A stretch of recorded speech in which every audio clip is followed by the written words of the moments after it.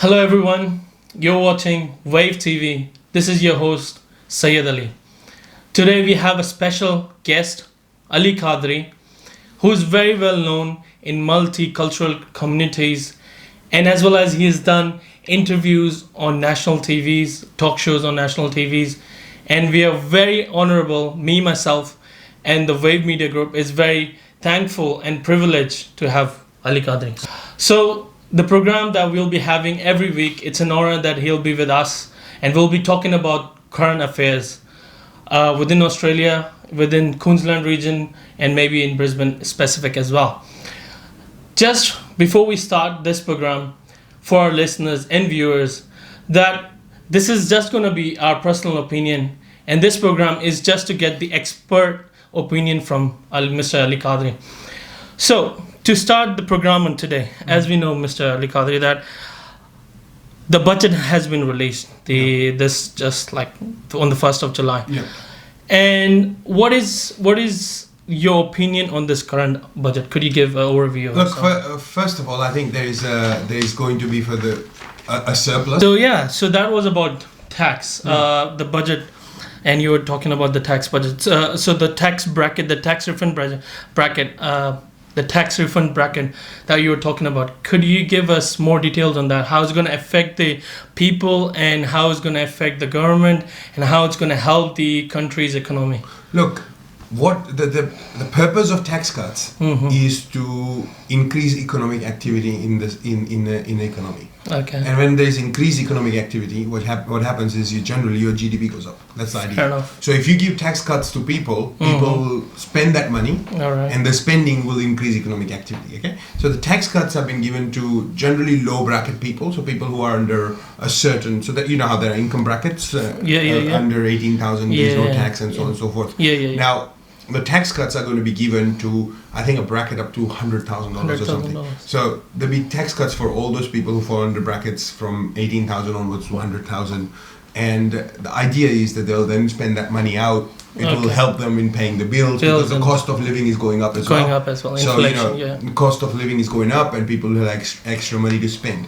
So that is, I guess, the purpose or the thinking behind the tax cuts. Okay. Also, remember there is a housing affordability issue in Australia. That's true. It's a huge issue. Yeah. And people are feeling a crunch when it comes to going out looking for houses or saving enough money to be able to afford repayments or even get a deposit for a house. That's true. So, tax cut to that lower end brackets is a good thing. Good thing, all right. And hopefully it will generate the result which they Is it good enough? If you're looking at people that they're struggling that much, it is good that it is increased, but it is good enough. Look, it's a tough question. I mean, the economists around the world are trying to do their best to figure out a post-GFC world. You know, it's a very different world since 2008. Okay. The economies in the West are not as good as they were before 2008. Okay. And tax cut, while it's one area of the economy, there are other things which has impact on the economy. So, you know, we talked about housing crisis. We're talking about, falling resource prices. So Australia exports resources like iron ore, coal, so on and so forth. And the prices internationally have not been as stable because, the production has been not high because there's not enough demand. True. So, that cycle has been going on for a while. Okay. It's hard to tell whether it will have, what kind of impact it will have. It's a good measure. And I think Australian economy is still quite robust and strong compared to a lot of other economies in US, in North America and Europe. Yeah. Okay. Yeah. As we have got a lot of listeners that are international students, I want to bring this bridge between this year's budget and with the international fees. Is there going to be any relief on the international fees for the international students? No, I don't think so. I mean, look, what happens is in Australia, you have federal government which subsidizes universities. They give money to universities. Okay. That's one thing. Number two, what they do is they give help loans to Australian citizens and permanent residents.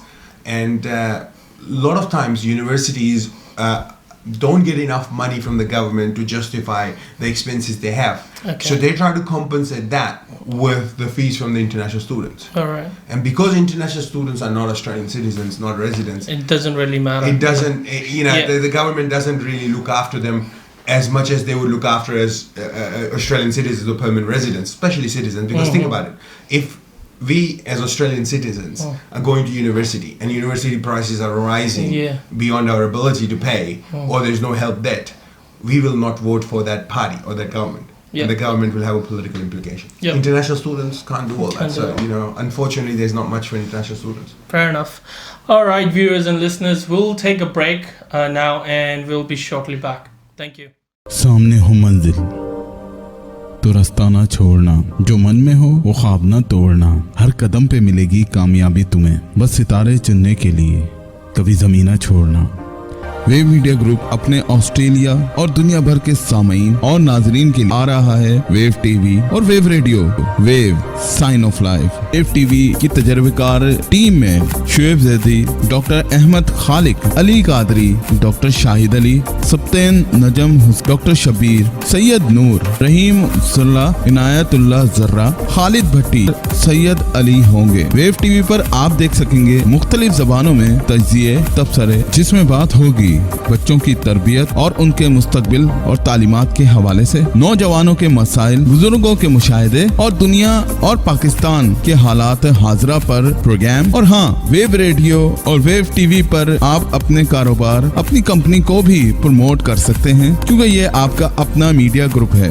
आपकी कामयाबी ही हमारी कामयाबी है। Wave World Asian Voice entertainment, Wave sign of life पे तो हमारी ये बेहतरीन ट्रांसमिशन सुनना ना भूलिए www.radiowavefm.com पे, या फिर आप हमारी ऐप भी डाउनलोड कर सकते हैं वेव मीडिया ग्रुप के नाम से, अभी भी कहीं भी दुनिया भर में किसी भी जगह पर, सिर्फ और सिर्फ radio wave. It's radio wave.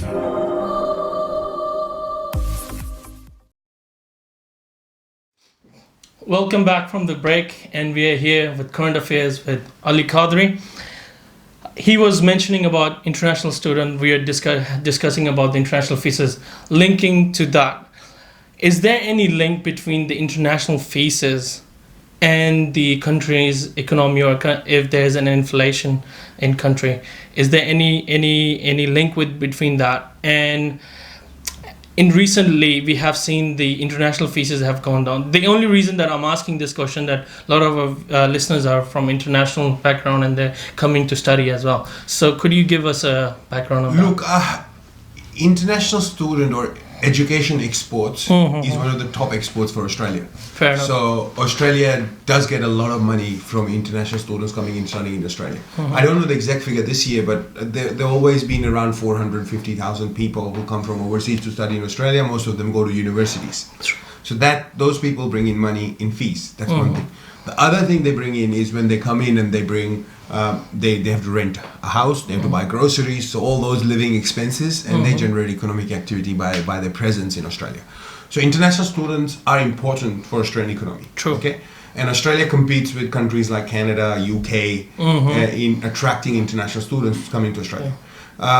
Unfortunately, what has happened in Australia, in big cities over the last few years, is that there's been issues about congestions, right? You have heard that in the news a lot of times. Yes. And some politicians believe that bringing in more people temporarily or permanently will cause more congestion in the big cities, because that's where people want to end up. That's true. Then existing people or Australian citizens will complain about it, and that will have political implications. So, they've been a bit reluctant in trying to get international students. The other thing is, while the job market has been okay in Australia, international students do go to big cities and take jobs, which would sometimes go to some Australian citizens. So there's been complaint from, some genuine and mostly ingenuine complaints from people who are far right, who don't like foreigners coming to Australia. So you have those kind of issues. But coming back to what you were saying, look, international students are important for Australian economy. Australia cannot shut down international students, because if you don't have international students, some of the universities won't exist. True. Okay? That's the fact. So international students will always come. Living cost in Australia is increasing. And international students don't get any support from the government. That's true. So basically, it will be more expensive to live in Australia now than it was 10 years ago for an international student. and it's going to keep on happening. Okay, but it's going to reduce the amount of international students that are coming in who would like to take that much on cost. First of all, the fees are going up, and then your living cost is going up. So so that's true. But let's think, why do people want to come to Australia? And we all know mostly lifestyle. Some people have, or most people haven't have a wish to permanently settle in Australia, and Australia's got a settlement program. I would suggest to any international student who's listening to this, don't look at Sydney, Melbourne as an option. Look at smaller cities as an option. Okay, it may be harder initially to find a job, but look at smaller cities. The living cost is less. Okay, you will have less competition in the job market. Okay, and there are some good universities in regional areas, and also there is a benefit in if you want to apply for permanent residence. There's a benefit if you go to a smaller city. So I would suggest look at a city like Adelaide, look at Darwin, look at those areas, and think about studying there before you think about Sydney, Melbourne. And obviously Sydney, Melbourne looks very nice, and it is a nice city. But I recently came back from Adelaide, and Adelaide is a beautiful city. Tasmania is really nice. So look at those options before you look at Sydney and Melbourne when you think about Australia and Australian education or studying in Australia. Yeah. So, talking about the congestion, is there any system implemented by the government that they could just divert this congestion towards the regional area by any means, like placing a system? Is there anything? So Australia government gives incentives to the students, to the migrants, migrants. not the students, to the migrants, and to the students, whoever wishes to migrate. So when you say migrants, there are people who apply for migration from overseas, people who come as international students and then apply for migration. There are some incentives for those people to go into regional areas. Sure. Okay. So that's how government plans to increase the population in regional areas. Okay. So that is one strategy government is trying to use. There are some tax benefits to people who go into regional areas and start businesses and so on and so forth. That's for Australian citizens.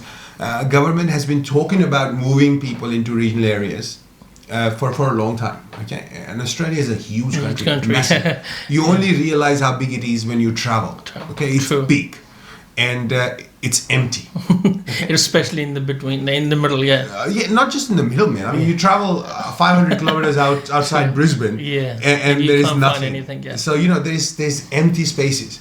So government has policies. It will take a while to get these policies right, but there are opportunities there as well.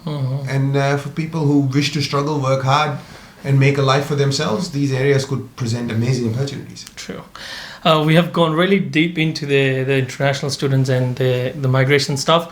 Coming back to the budget, how can you compare the last year budget with this year budget? Is there a lot of difference? What do you see? Look, this year was election year, so last year was the election budget. Election budgets are always very interesting because what happens in the election budget is that budget is done mostly to win an election. Now the government has won the election. This budget is more about getting it through the parliament. So there's much more negotiation done with the opposition before the budget is presented, and hence you see the result that some of the budget measures have already been approved in the parliament. So the difference is, look, government promised surplus last year. This year too, they are proposing a surplus. A surplus is a bit more, I think, last year than this year. There have been tax cuts, which government promised. They went to election with the tax cuts, so tax cuts have been passed. I think, generally overall, this budget is a more practical, feasible version of the last time's budget, which government came in. So something which can pass to the parliament, and they can, and if they're successfully being able to negotiate few issues, hopefully they'll be able to negotiate other issues with opposition, and we will get some serious budget measures. Okay, just to conclude, the last question for today: is there anything that, in your opinion, you feel that that's like plus point or beneficial for this year's budget? And is there anything that you think that should have been included and which is not included? I think, look, the tax cuts are a good thing, definitely a good thing. But I think there are things which they're paying for the tax cuts, which they've cut. For example, there's a cut in some welfare payments, which is an issue. There is cut in foreign aid, which is an issue. There's also, I think, this idea of getting into budget surplus in a hurry at the expense of economic growth is not really a good idea. I mean, we need to do something about housing affordability through the budget. So, as I said, our government has got a 3-year mandate. This is the first budget of the 3 years. So hopefully they'll be able to do some more over the coming years and manage the economy better than the governments have in the last few years. Oh, awesome. Cool. Thank you very much for coming in today and talking about the budgets and student fees and all. Listeners and viewers, that's all from us, and we'll see you next week. This is your host from Wave Media TV. Thank you.